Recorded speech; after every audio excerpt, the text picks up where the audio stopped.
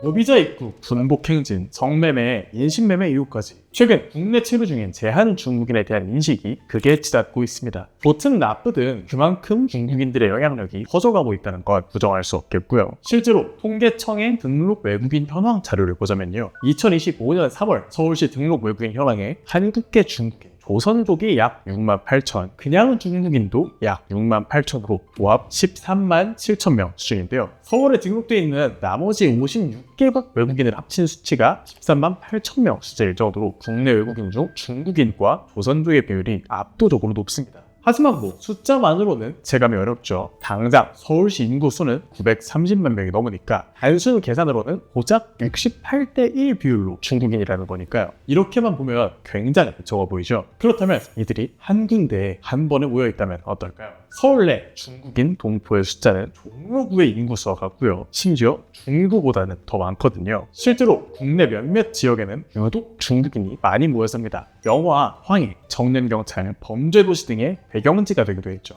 심지어 대림에서는 분명 한국인데도 중국 동포 단체들이 청년경찰 영화 상영을 중지해달라고 대책위원회를 열기도 했을 정도입니다. 아무튼 이젠 한국보다 중국에 더 가까워진 한국의 몇몇 도시들, 좋고 싫고를 떠나서요. 왜 하필 이 지역들에만 중국인들이 모이게 된 걸까요? 우연일까요? 아니면 특별한 이유가 있던 걸까요? 세상의 모든 브랜드 이야기, 오늘 주제는 대한민국 특정 지역에 유독 몰린 차이나타운과 그 이유입니다. 사실 당연하게도 바로 옆에 붙어있는 나라이기 때문에요. 과거부터 우리나라에 중국인이 들어와 사는 모습은 전혀 이상하지 않았습니다. 그런데 이 정도까지 점령에 가까울 정도로 한 지역에 몰려있는 건 2000년대 이후의 현상인데요. 1978년 마오쩌둥 사망 이후 덩샤오핑 체제의 중국 정부는 개혁, 개방 정책이라며 인간의 비교적 자율도를 부여합니다. 기존에 너무 꽉 막혀있던 것들을 개혁하고 외부와의 교류를 개방하겠다는 거였어요. 그래서 이때부터 중국의 실리콘밸리라 불리는 선전과 같은 도시가 발전하기 시작했고요. 무역업 역시 개방했기 때문에 상하이, 칭다오, 광저우 같은 무역 도시들이 눈부신 가오장을 보입니다. 반면에 전통적으로 중공업으로 먹고 살던 동북삼성, 헤이룽장성, 지린성, 랴오닝성은 아무런 특혜를 얻지 못했죠. 아니 오히려 역성장에 가까웠습니다.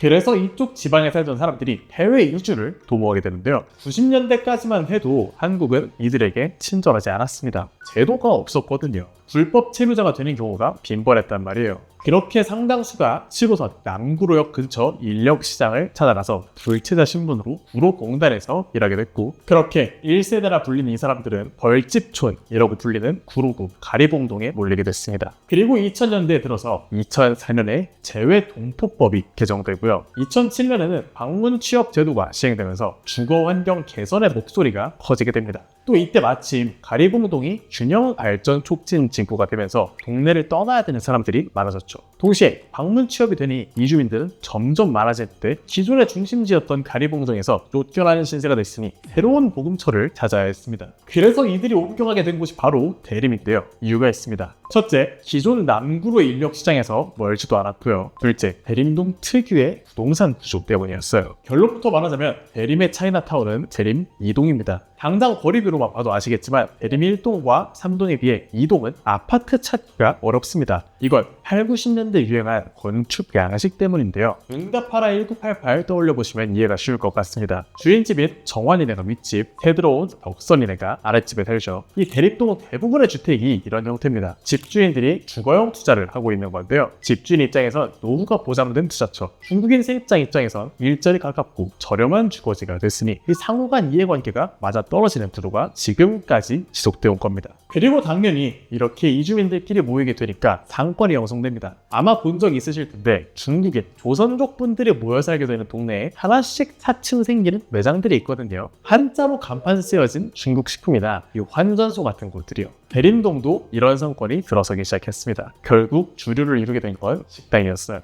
아까 한국으로 이주를 온 사람들이 대부분 중국, 동북, 삼성 사람들이라고 했잖아요. 대림동을 보면 유독 연길이라는 지역명을 달고 있는 식당이 많은 걸 볼 수 있습니다. 이 연길, 어디서 많이 본 적이 있는데요. 영화 황해에서 하정우 배우가 극중 초반에 택시 운전하며 지내던 그 지역이기도 하죠. 황해에서도 굳이 연길이라는 지역을 선택한 것도 당시에 이런 실제 사회적 배경을 담은 거라고도 해석해 볼 수도 있겠습니다. 아무튼 이렇게 공단 노동자를 넘어 도상공, 그리고 그 중에서도 엉봉한 자수성가 조선족들이 하나둘 생기기 시작하고요. 이들의 세가 2호선과 7호선을 타고 확장하면서 관악구, 신립, 금천구까지 아예 서울 서남권 자체가 중국인 밀집지대로 변하기 시작합니다. 이 2호선과 7호선은 나중에도 핵심이 됩니다. 이렇게 서남부에 집중됐던 중국인의 거주는요, 최근에 서울 근처 경기권과 서울 동부 지역으로까지 퍼지기 시작했어요. 동부권의 중심지는 건대, 이번에도 2호선과 7호선이 겹치는 곳이죠. 건대는 양꼬치거리로 너무 잘 알려져 있기도 하고 자양동 중국 음식 골목이라고도 불리는 거리가 있는데요. 저희 사무실 근처라 직접 다녀와 봤습니다. 우선 도착하자마자 마라향이 거리에서부터 나고 한국말보다 중국어가 더 많이 들렸습니다. 또 신기했던 게 중국 동포 활동 중심이라는 간판을 단 곳이 있었는데요. 직접 내려가 봤지만 늦은 시간이라 그런지 누군가를 만나볼 수는 없었고 연락처도 따로 적혀있진 않아서 아쉽게도 컨택은 어려웠습니다. 아무튼 거리를 계속 쭉 걸어보면 대림만큼의 어떤 그 로컬 느낌은 아니었지만 과장 좀 보태서 한글보다 중국어가 더 많이 보였어요. 그런데 이 거리 생기게 된 이유가 재밌습니다. 우선 이쪽 지역에 중국인들이 몰리게 된 건 대림 때와 마찬가지로 2000년대 초반부터인데요. 성수동 하면 많이들 아시다시피 공업단지란 말이에요. 그 중에서도 섬유나 가죽, 봉제, 사람의 노동을 많이 필요로 하는 공장들이 대부분이었습니다. 자연스럽게 노동자들의 이주가 많아졌고요. IMF 이후에 공장들과 식당들이 폐업하면서 헐값이 된 부동산을 권리금 없이 조선족들과 중국인들이 매입합니다. 어떻게 보면 중국인들이 이 상권을 살렸다고 볼 수도 있겠죠.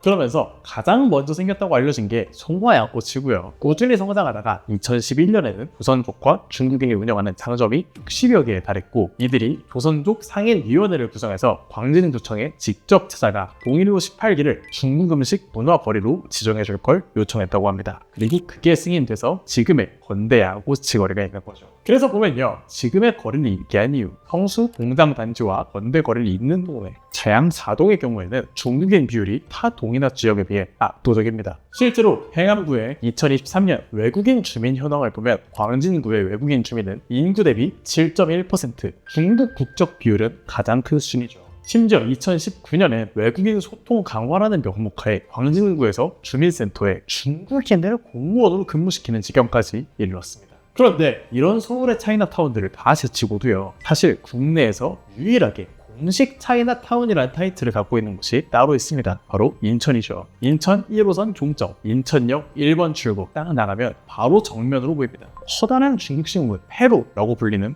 붉은 기둥 구조물부터 눈에 확 띄죠. 이제 시간대가 좀 먼 과거로 갑니다. 무려 140년 전 1883년 당시 조선정부가 인천항을 개항하면서 청나라의 조계지가 설정됐어요. 이 조계지, 쉽게 말하면 외국인들이 일정 구역 안에서 상업 활동을 할 수 있도록 허용해준 구역인데요. 실제로 지금 차이나타운 거리 자체가 이 조계지였던 구역이고요. 이 당시에는 청나라 공사관 건물도 있었고 상해 조계나 산둥성 출신 상인들이 이곳에서 교류와 무역을 했다는 기록도 남아있습니다. 근데 시간이 흘러서 일제강점기부터는 조금씩 침체되기 시작해요. 특히 해방 이후 그리고 6.25 전쟁을 거치면서 중국과 한국의 외교 관계가 단절되고 국내 반공 분위기가 강해지면서 화교들에 대한 제약이 심해졌습니다. 대표적인 게 박정희 정부 시절의 외국인 토지 소유 제한 조치였는데요. 이 조치 때문에 화교들이 제대로 가게를 운영하거나 부동산 투자를 하기가 어려워졌고, 이 과정에서 많은 화교들이 한국을 떠나서 미얀마나 대만, 홍콩 등지로 이민을 가게 됐다고 합니다. 그 결과 인천 차이나타운도 7, 80년대에는 점점 활기를 잃고 쇠퇴의 길을 걷게 됐죠. 실제로 90년대까지만 해도 여긴 유령 도시처럼 조용했다고 하고요. 관광지는커녕 낙후된 골목 정도로 여겨졌다고 합니다.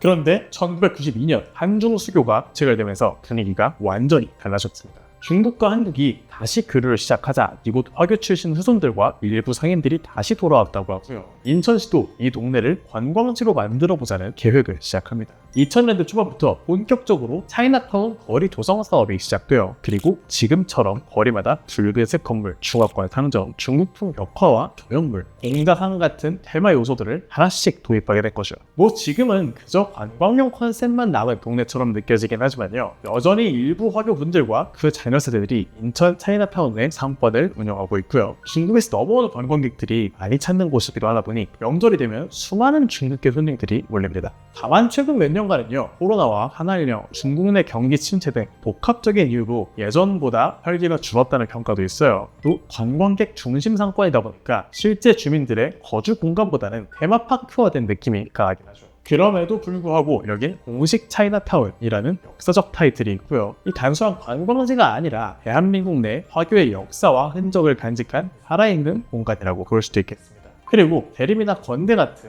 이주민 기반의 차이나타운과 다르게 인천은 정말 전통적인 차이나타운이라는 점에서도 구분된다고 볼 수도 있고요. 최근 인천보다 더 빠르게 부상하는 뉴 차이나타운이 있습니다. 바로 경기도 부천시인데요. 여긴 제가 자란 동네이기도 하죠. 이 동네가 주목받는 이유도 지하철 7호선과 2호선 접근성입니다. 중국인 커뮤니티나 일자리가 대부분 이 노선을 따라서 형성되어 있기 때문이죠. 가끔 운전하면 되잖아 라고 하시는 분들이 있는데 이건 한국인 기준이고요. 단기 체류자가 아닌 중국인은 한국에서 운전을 할 수 없습니다. 그런데 국내 불법 체류자의 약 20% 가까이가 중국인이라고 하거든요. 제주도의 불법 체류자는 중국인이 85%라고 하고요. 동시에 중국은 국제협약인 제네바 협약, 비엔나 협약에 가입하지 않은 국가입니다. 이 협약 내용 중에는 협약국 간 운전면허 상호 인정 제도라는 게 있는데요. 우리나라는 이게 가입이 돼 있거든요. 그래서 면허증과 여권사진 있으면 국제 면허증을 발급받을 수 있죠. 중국은 이게 안 됐다는 거예요. 최근엔 중국인 운전을 허용한다는 이런 논란이 있기는 하지만 아무튼 그동안 중국인들은 우리나라에서 운전을 못했습니다. 그래서 시간이 많이 지난 지금도 건대나 대림처럼 7호선과 2호선이 겹쳐있는 역은 따로 없기 때문에 새로운 지역으로 눈을 돌리게 된 거죠.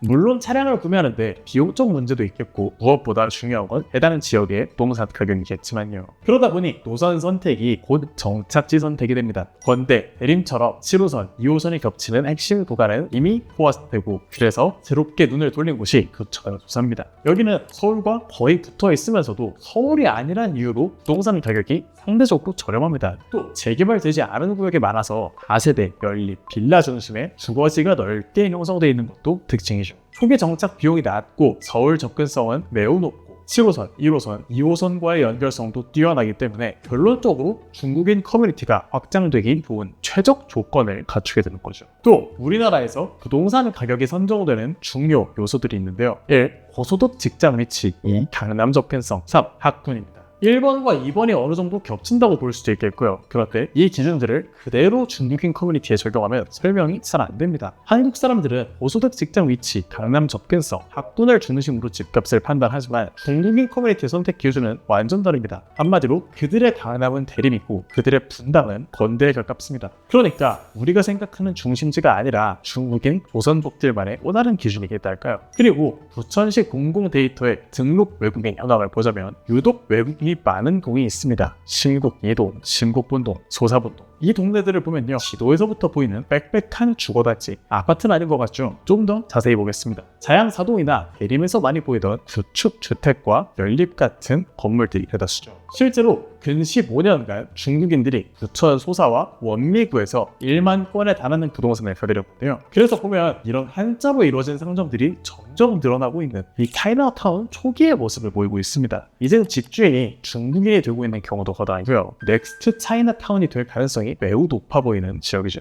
그럼 이쯤에서 많이 나오는 질문이 있습니다. 중국은 외국인 집 사는 거 빡세게 막는다면서 그럼 한국도 부동산 매입 막으면 되는 거 아닌가? 라고요. 그럴듯해 보이죠? 근데 결론부터 말하면 현실적으로 거의 불가능합니다. 정확히는 한국이라는 국가 시스템과 법 구조에서는 도입 자체가 어려운 정책이에요. 왜 그런지 하나씩 따라가 보겠습니다. 먼저 중국을 보죠. 중국이 외국인 부동산을 막는 건 중국이 세니까 가능한 게 아니고요. 애초에 땅의 성격부터 한국과 완전히 다릅니다. 중국 헌법은 모든 토지는 국가 소유다 라고 못 받고 있습니다. 사람들은 집을 소유하는 게 아니라 장기 임차권을 빌려 쓰는 거예요. 쉽게 말해서 건물은 내 건데 땅은 100% 국가 겁니다. 그러니까 외국인들은 장기 거주해야 되고 1가구 1주택만 이런 제약을 걸어도 헌법 문제도 없고 국제조약 문제도 거의 없죠. 국가가 땅 주인이니까요. 반면 한국은 철저한 사유재산제 국가입니다. 우리 헌법 23조 재산권은 보장된다. 그리고 11조 모든 국민은 법 앞에 평등하다. 여기까지만 보면 국민만 보호한다니까 외국인은 제한할 수 있는 거 아니야? 라고 생각하기 쉽지만요. 실제 판례는 다릅니다. 외국인도 경제적 기본권은 상당 부분 보장된다. 이게 대법원 헌법재판소의 일관된 태도거든요. 즉 특정 국가만 부동산 금지 이런 건 평등 원칙 위반 플러스 재산권 침해로 바로 위헌 심사에 걸립니다. 그래서 한국은 중국인 금지 이런 방식의 국적 제한 규제를 만들기가 사실상 어렵죠. 그럼 미국은 중국 대상으로 어떻게 하고 있을까요? 많은 사람들이 하고 있는 오해가 미국은 엄격할 거다라는 인식인데요. 실제 법 구조를 보면 미국은 오히려 한국보다 더 개방적입니다. 미국 헌법 수정 제5조 정당한 보상 없이 재산을 박탈하는 행위 금지. 미국 수정 제14조 평등 보호 조항 국적 출신국 차별 금지. 미국은 외국인에게도 동일하게 재산권을 보호합니다. 그래서 미국에서도 중국인 집 못 산다 같은 국적 기반 규제는 거의 100% 비활이겠죠. 미국이 할 수 있는 규제는 단 하나, 국가 안보 목적 군사기지 주변 전략시설 인근 토지만 제한할 수 있어요. 근데 그것도 중국만 금지가 아니고요. 모든 외국 기업, 외국 법인 공통적 규제여야 합니다. 그리고 한국은 미국, EU 등 50여 개국과 FTA를 맺어놨습니다. FTA 대부분에는 애국민 대우, 최혜국 대우, 투자자, 국제 분쟁 이런 조항들이 들어있습니다. 즉 특정 국가 국적자를 차별하면 바로 조약 위반입니다. 만약 한국이 중국만 금지를 시행하면 중국 정부 혹은 중국인 투자자가 한국 정부의 ISDS라는 투자자 국가 직접 소송을 제기하는 게 가능하겠고 한국이 패소할 가능성이 상당히 높겠죠. 한국 수출 산업은 중국의 보복 조치 위험에 그대로 노출될 겁니다. 법적으로도 경제적으로도 외교적으로도 한국이 단독으로 중국인 금지 조치를 도입하기 어려워 보이는 게 사실이죠. 그리고 이건 매일경제기사입니다. 중국인에 의한 국내 범죄 발생률이 외국인 가운데 7년 연속 1위를 기록하고 있다고 하는데요. 경찰청에 따르면 국내에서 범죄를 저지른 외국인 2명 중 1명은 중국인의 수준이라고 하죠. 이런 문제들은 해가 지날수록 말도 많고 탈도 많아지고 있습니다. 다만 중요한 건 이 현상이 왜 생겼고 앞으로 어떻게 흘러갈지를 정확히 볼 필요가 있다는 겁니다. 특정 집단에 대한 감정만으로는 설명되지 않는 그런 구조적인 변화가 분명히 존재하고 그걸 이해해야만 실질적인 대책도 나올 수 있으니까요. 그래서 오늘은 더욱 여러분들의 생각을 듣고 싶습니다. 이 변화는 한국 사회가 피할 수 없는 흐름일까요? 아니면 지금의 정책과 이 제도가 만들어낸 어떤 선택적 결과일까요? 그리고 우리는 이 변화 속에서 어떤 해결책을 찾아야 할까요? 귀한 생각 댓글로 남겨주시면 큰 공부가 됩니다. 꼭 부탁드리고요. 마지막으로 저희 채널은 브랜딩 스튜디오 델리오월드에서 운영 중입니다. 흐르는 국가적 상황, 트렌드에 맞는 브랜딩을 원하시는 분들은 아래 메일로 연락 주시면 감사하겠습니다. 더 많은 포트폴리오와 이메일 주소는 영상 더보기란에 첨부하겠습니다. 오늘 영상 어떠셨나요? 즐겁게 보셨다면 세상의 모든 브랜드 이야기는 매주 토요일 업로드되니 구독 꼭 부탁드립니다. 감사합니다.